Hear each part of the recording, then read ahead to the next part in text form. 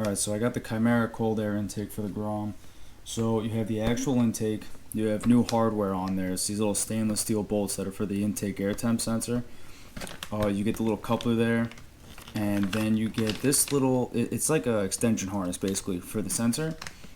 Make sure when you take off the stock air box that you unplug that sensor, because the last thing you want to do is yank on that and break the wires. Apparently people are having enough problems. I think it's with this, to be honest with you. You need the actual extension harness. Let me see, you can't really see it, I'm sorry. You need that on there, I'm assuming, because it won't reach. That's the only thing that really makes sense. But people are saying that the connections are kind of weak. I think there's someone that actually makes their own harness for these that's apparently a lot better. I can try to figure out who that is. But for now I got that, so hopefully it'll work. Also, one thing to keep in mind, you want to make sure that you unplug the battery, because if you don't, you'll have a check engine light for the sensor. So we'll unplug the battery, then by the time we're done with everything and plug it back in, we shouldn't have a check engine light. Alright, so we disconnected the power. Now we have to take these bigger main fairings off. So we're going to use that 5 socket. And again, when you do these, just be careful. It's actually not a bad idea once in a while, I guess, just to kind of like crack these loose and then just kind of re-tighten them. Like, not tighten them, but just because if it's seized in there, I could definitely see these breaking. Because this is the first time I've ever touched these bolts, and I like almost felt the fairing flex as I was doing it.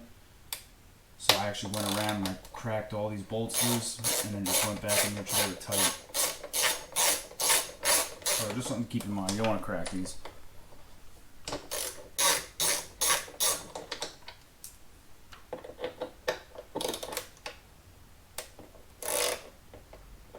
Okay, so on the other side, I completely jumped the gun, and I only took off these, the 3 like main bolts with the washers.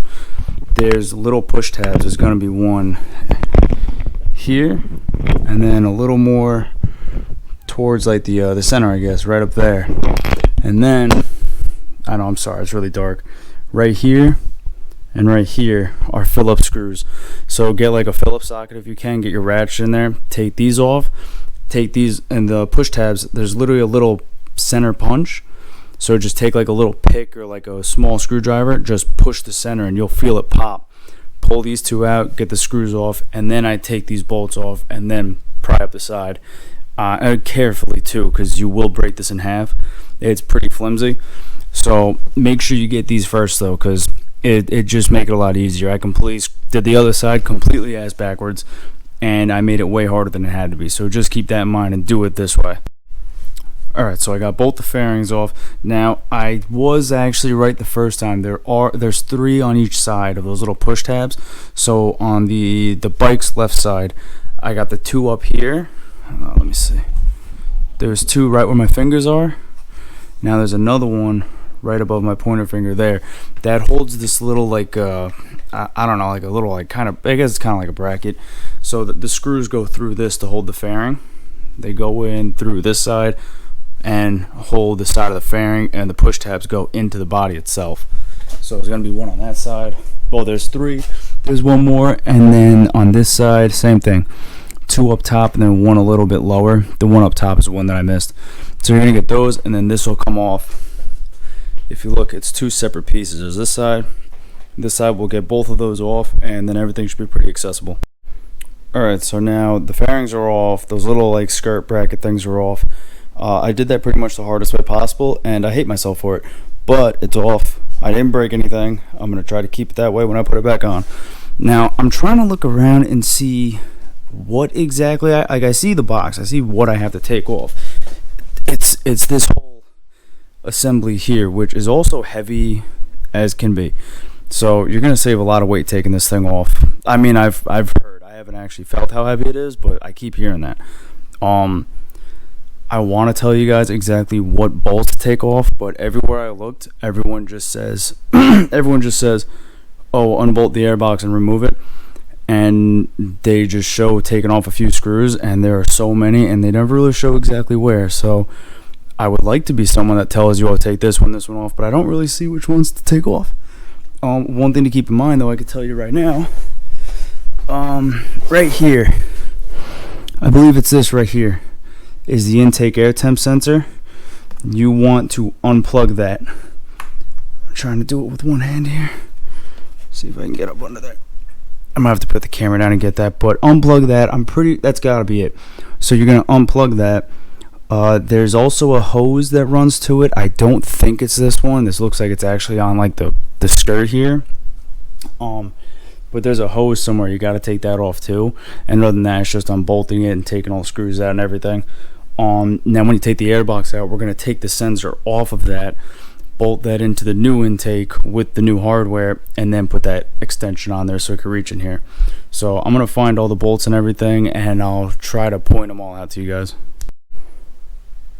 Alright, so this is a stock airbox. It is pretty heavy. Yeah, I mean, I guess it's pretty heavy. So, alright. If the bike's this way, it sits in there just like this. You have this tube. It's part of the airbox. You can't disconnect it there. It goes down, connects to the throttle body. There's going to be a little clamp. I don't know where it went. It was a little clamp, you know, like a typical one. I used a Phillips head and I loosened that all the way, slipped that off, and I just yanked this off the throttle body. Now, there was, basically you're looking for these. Anything that looks just like this, like a chrome Phillips head, not a socket, like a screw like that, that's you're taking off. There was one here, here, down here. I think there was 3 on this side. And then there was one bolt up here. That was this one. This bolt was up here. You're going to see 2 of them. You're going to do the bottom one. Take that out. That's everything for this side, plus the sensor. That's the sensor there. There's a clip. There's actually a little spot right here. Stick your hand in, pull that sensor off. It is the one I was showing you before.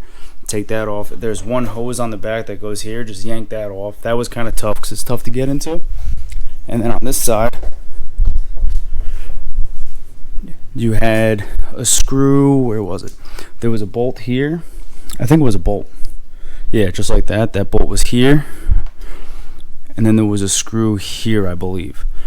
And then you just got to kind of finesse that tube off the throttle body through here and slide it out. So it wasn't really that hard. It was very tight and kind of hard to show you, and I had to figure it all out myself, but hopefully that helps. Again, it's all the chrome nuts and screws, except for, like, you know, select few up here, but that's pretty much a telltale sign that's what you're looking for.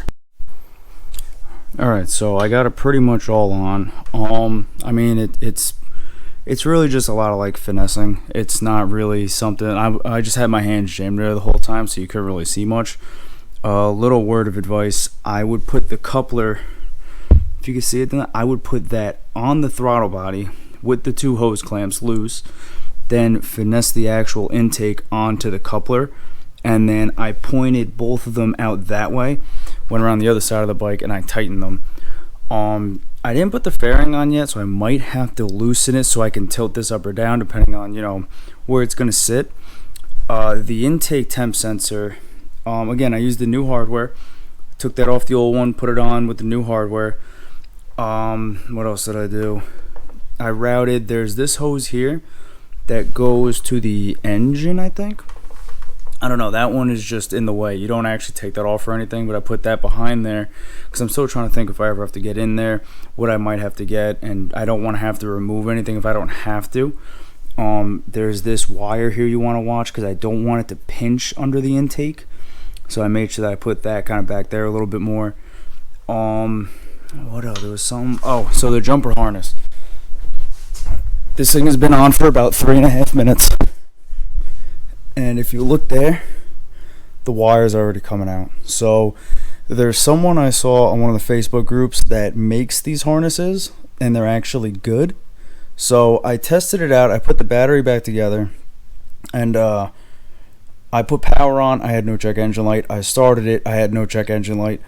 Mind you too, I have the A-Racer running an intake and exhaust map. I don't have auto tune. I don't have the, where is it? Right here's a bung. So there's an AF2 module that I have coming, so you can do auto tune and actually get your air fuel reading. I heard the map works fine.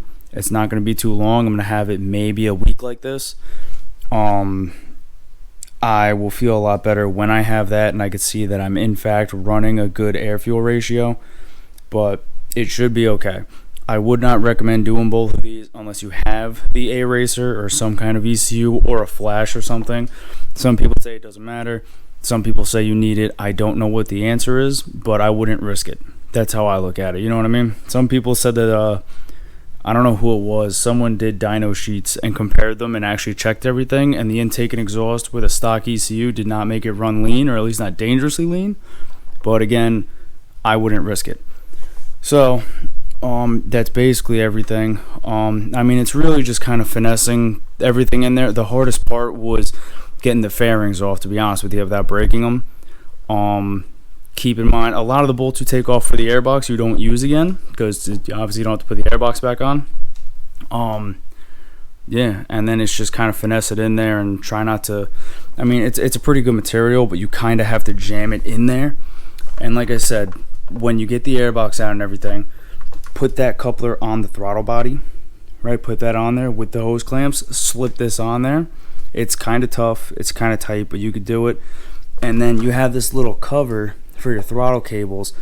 It kind of comes close to where the sensor is. Well, the plug for the sensor, I should say. So try not to make it rub up against it. It's very close on mine. If you can see, it's like right next to it, but it should be good. And I would look into getting a new harness because I don't trust this one. I think the worst that'll happen is that if it comes loose while you're riding, the check engine light will come on. I don't know if it's necessarily dangerous. I don't know if it'll make anything run weird, but I'd rather not have that, especially if it's something as stupid as a little pin coming out. So just keep that in mind. But it's relatively easy. Like I said, it's mostly just the fairings and taking the airbox out. So I'm going to throw the fairings back on, and it should be good to go. I mean, yeah, it definitely looks pretty cool. And it's open in there too. Now that airbox is gone, you can see everything. So yeah, I mean, like I said, it was just a lot of moving around. Just be careful when you take these off and put them back on, because you almost, when I put them on, I lined it up and I almost put my hand under and grabbed that other part behind it and like clicked it in place. You don't want to force anything, but it doesn't. You don't want to just line it up and tighten it. You got to make sure they click in. So put that back on. Got these little skirts back on with the push pins. And yeah, put the battery back on, obviously. And so far, no check engine light for that intake air temp sensor. I'm definitely going to try to get that harness because the one that's on there is trash.